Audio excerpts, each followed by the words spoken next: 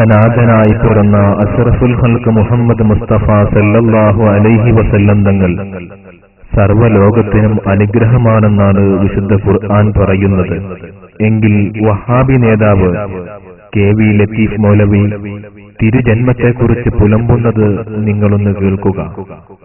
പ്രസവിക്കുന്നതിന് 2 മാസം മുമ്പ് തന്നെ ഭൂതലം വിട്ടുപിരിഞ്ഞു പിതാവ്. നമ്മളാണ് എന്ത് പറയും, ചെക്കന്റെ വയറ്റിൽ ഊറിയപ്പോഴേക്കും തണ്ട തെറിച്ചുപോയി. അവിടുന്ന് തന്നെ തുടങ്ങാം. പിന്നെ 6 വയസ്സായപ്പോഴേക്കും ഉമ്മയും പോയി, ഉമ്മയും ബാപ്പിയും പോയി. പിന്നെ തൊടുന്നവരൊക്കെ അബ്ദുൽ മുത്തലിബും പോയി, അബൂതാലിബും പോയി. ആരൊക്കെ സംരക്ഷിക്കാൻ വരുന്നോ, കഫാലത്ത് ആരെ ഏറ്റെടുക്കുന്നോ ഓരൊക്കെ മരിക്കുകയാണ്. സത്യത്തിൽ നിങ്ങൾ അഷ്റഫുൽ ഖൽഖ് റസൂലുള്ളാഹി എന്നല്ല പറയാ, അറിഞ്ഞാല് ആളില്ലേ. നമ്മൾക്ക് നോക്കിയിട്ട് ചില കുട്ടികൾ ഉണ്ടായാലും നമ്മൾ പറയും, എന്റെ മറ്റേ കമ്പനി ഉണ്ടായതും ഈ പീടുണ്ടായതും ഇവ ഉണ്ടായതിന്റെ ആശ. ആ ദജ്ജാലുണ്ടല്ലോ, ഓ ഉണ്ടായതിന്റെ ആശ ഉള്ള പ്രശ്നം മുഴുവൻ ഉണ്ടായ പറയാറില്ല, ഉള്ളിലുണ്ട്.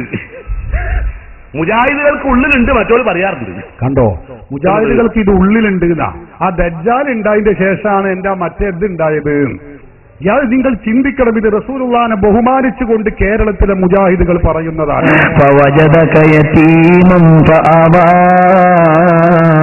അല്ലയോ നബിയെ, യതീമായപ്പോ മറ്റെല്ലാവരെയും സംരക്ഷിക്കുന്നത് അല്ലാഹ് തന്നെയാണ്. പക്ഷേ നബിതങ്ങൾക്കുള്ള സംരക്ഷണം സാധാരണ സംരക്ഷണമല്ല. യതീമല്ലെങ്കിലും സംരക്ഷണം അല്ലാഹ് തന്നെയാണ്, യതീമാണെങ്കിലും സംരക്ഷണം അല്ലാഹ് തന്നെയാണ്. പക്ഷേ തങ്ങൾക്കൊരു സ്പെഷ്യൽ പരിചരണമുണ്ടെന്ന് പറയാനല്ലേ ഖുർആനിൽ അല്ലാഹ് പറഞ്ഞത്, ഫവജദക യതീമൻ ഫആവാ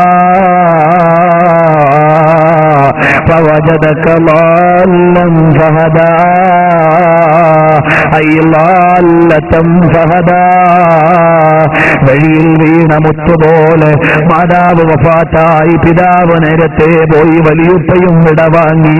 അപ്പോൾ അവിടുന്ന് പരിചരണം നൽകിയത് നബിയെ, അവിടത്തെയോടുള്ള സ്പെഷ്യൽ പരിഗണനയാണ് നബിയെ എന്ന് നബി സല്ലല്ലാഹു അലൈഹി വസല്ലം തങ്ങളെ കുറിച്ച് അവിടുന്ന് പറഞ്ഞില്ലയോ? തരം താഴ്ത്തലും ഇവർക്കുള്ളതാ, അംവാത്ത് അഹിയാവും അതിൽ ഉൾപ്പെട്ടതാ.